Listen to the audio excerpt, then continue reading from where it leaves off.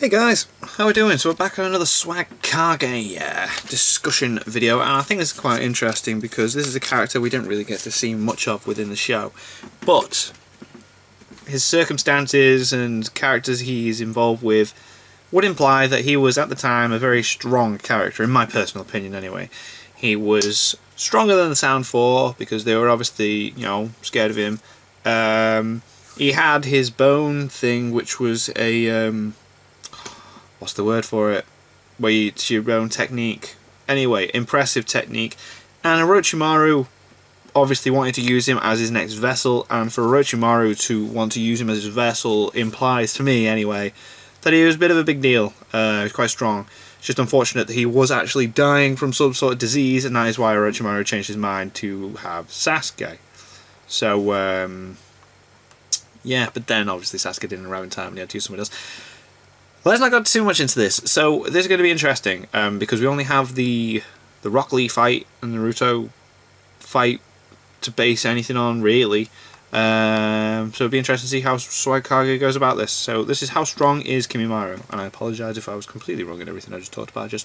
I just like to put my little say in beforehand. Let's do this. How strong is Kimimaro? How's everybody doing today? Hello, Swagkage here, and welcome to another Naruto video. Today we're going to be taking a look at Kimimaro and doing our best to figure out how strong he is. Which isn't a very easy task, because this guy isn't in the manga for very long. He fights 3 people, then he dies, and then we never hear anything about him again until the war arc. Kabuto does revive him with the Geto Tensei, and I mean, while it's implied that he takes out a whole bunch of samurai, we don't actually get to see him in action. So his presence in the war arc doesn't really contribute much here. I mean, I guess you can take away from it that he was strong enough that Kabuto saw fit to revive him, but Kabuto also revived a whole lot of featless shinobi who aren't really that impressive. So that information isn't super helpful here either. Now, all this said, I do think I have enough at my disposal to come to a fairly solid conclusion, though there may be a little bit of speculation and hypothesizing here, so you guys are going to have to bear with me. Anyway, when starting this discussion, there are a couple of important things worth keeping in mind. For one, Kimimaro's a lot younger than people think he is, just like the rest of the Sound 4. According to the second data book, he's only 15 years old when we see him in Part 1, making him about the same age as most of the members of the Konoha 11 were at the start of Shippuden. Another thing about him that absolutely can't be ignored is when we saw him fight during Part 1, he was afflicted with a terrible sickness. And this wasn't just any sickness, it was like terminal illness that, according to Orochimaru, should have been enough to keep Kimimaro from moving at all. This is just one of those things that you and then he just got up and ran and fought. I mean, everybody gives Itachi so much praise because, oh man, every time we saw him fight, he was like on the verge of dying. But I mean, it was the exact same thing with Kimimaro, and as a matter of fact, I think this guy had it worse because he was supposed to be completely paralyzed. Now, there are a handful of other statements that give the audience a bit of an idea of what Kimimaro could do when he wasn't sick. Sakon says that he had way more potential than Sasuke, and while you could just write this off as worthless smack talk, I do think it's worth mentioning considering where Sasuke ended up at the beginning of Shippuden. He was easily Kage level, given how effortlessly he dealt with both Team Yamato and Deidara. So if this is true, it's certainly noteworthy. Kimimaro was also said to be the only person capable of keeping Jugo's rage under control before Sasuke came along. The fact that he was able to take Jugo out without killing him and remain calm enough to initiate a conversation with him is at least a little impressive, though it's not the craziest thing he's managed to accomplish. He's also said to have assisted Kabuto and Orochimaru in the assassination of the 4th Kazekage, and more importantly, both of them agree that had Kimimaro been present for Hiruzen's assassination, the operation would have gone a lot more smoothly. Now, this is a pretty big deal because Hiruzen's really strong, and he's the only person in the whole village that gave Orochimaru any trouble.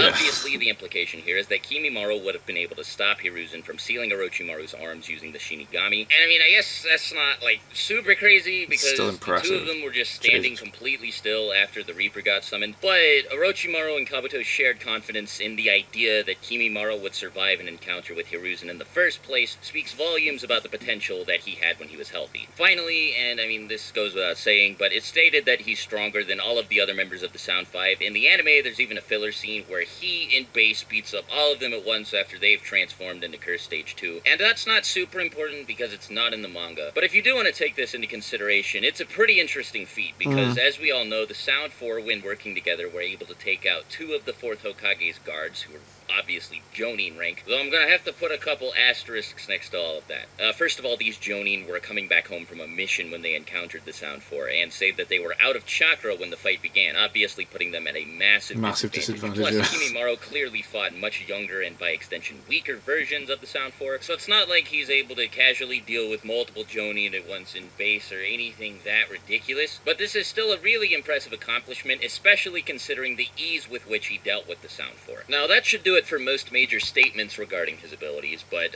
taking a look at his actual fights, they don't really tell us a whole lot aside from his fight with Gaara. When he was fighting Naruto, he shredded through hundreds of Naruto's clones, but I mean, like, that's not super impressive because Sasuke was able to do it with 2 Tomoe Sharingan, and then he beat up a weakened base fresh out of the hospital Lee. Again, not super crazy, but these fights do give us a surface level glimpse into Kimimaro's abilities. What's really important is his fight with Gaara, though. I don't want to focus on every detail of the fight, just a couple of things that are really important. I think it's pretty safe to say that both Gaara and Kimimaro were easily Jonin level at this point in the series, and the only thing I really need to use to prove that is this scene right here where Gaara creates a literal tsunami out of sand. He covers the entire fucking forest with it, and then crushes Kimimaro beneath it. This attack is on a much larger scale than the giant vortex jutsu that Kakashi used in his fight against Zabuza, and that jutsu was nearly enough to kill Zabuza. The only reason he didn't die is because Haku showed up and saved him at the last second. Kimimaro was able to survive this pressure by entering the second stage of the curse mark, so it's very clear that he has some pretty high tier durability. His attack power and speed aren't quite as impressive. I mean, not to say that he isn't fast or strong, just that those aren't his strong suits like durability is. Lee was able to blitz him by just opening the first gate, and the only reason he didn't take any serious damage was because he was able to protect himself with his bones. It's a bit hard to say how powerful his attacks are since an upper limit isn't really shown, but all I can say is that his strongest bone attack wasn't able to pierce through Gaara's strongest shield. Now, I don't know how Shukaku's shield compares to the sand dome that Gaara created during the fight against Sasuke, but if it's any stronger the way it's implied to be, then it's not super surprising that Kimimaro couldn't pierce through it, especially considering that Sasuke's Chidori, which barely managed to break the sand dome, by the way, was a lightning element, giving it a massive advantage over earth-based jutsu like Gaara's sand shield presumably was. The most important thing to take away from this is that since Kimimaro's attacks rely primarily on piercing power, anybody who can make a shield strong enough to protect them from his bones is more or less immune to any attacks from him, but it's hard to say how strong a barrier would need to be to keep somebody safe from these attacks. Now, the Bracken Dance is clearly an exception to this because Kimimaro can fill up the entire battlefield when using this jutsu, and another thing worth mentioning is that he can travel through these bones after he's created them. It's super weird, but he does it right before he nearly kills Gaara. I wish we'd seen more of this jutsu so that we had a better idea of the sort of utility it has, since right now there's not much I can say about it other than that it looks really strong. In summary, I think Kimimaro's very strong, and he's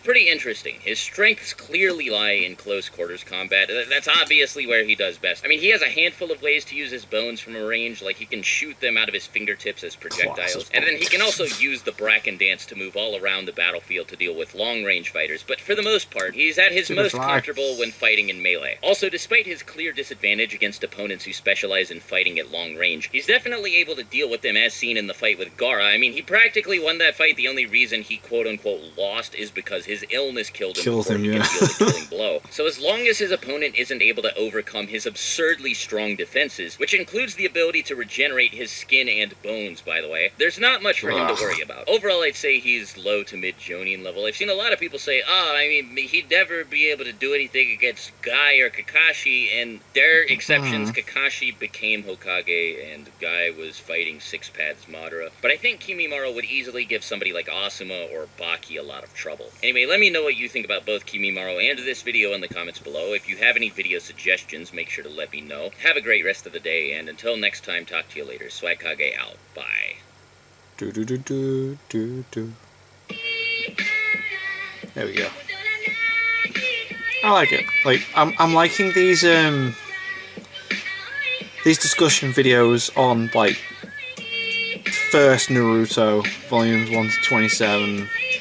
Because, again, I always say this, they're the best. Volume 1 to 27, the manga is just the best. Like, it's not so over the top and like world-shattering attacks and blah, like in Shippuden, which just like gets so insane.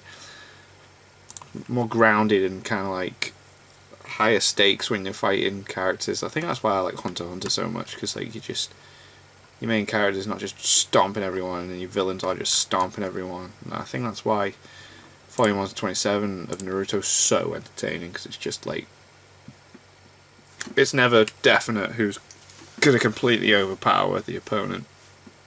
And then in Shippuden it's like, if you're an Uchiha and you're fighting someone that's not, then you just step out the way, or if you got a Sharingan, or... But yeah, Kimimaro was a stupid fly won't go away. It was an interesting character. Definitely, like, it would have been interesting to get more of a backstory on him. Like how Orochimaru came across him. Probably is in there. I'm probably talking stuff now and just embarrassing myself. But anyway, thank you guys very much for watching. What did you guys think of that? What did you guys think of this? Click like, subscribe if you haven't already. Leave comments down below. Let me know what I should watch and discuss in future videos. And I'll see you guys, yes, all of you guys, next time.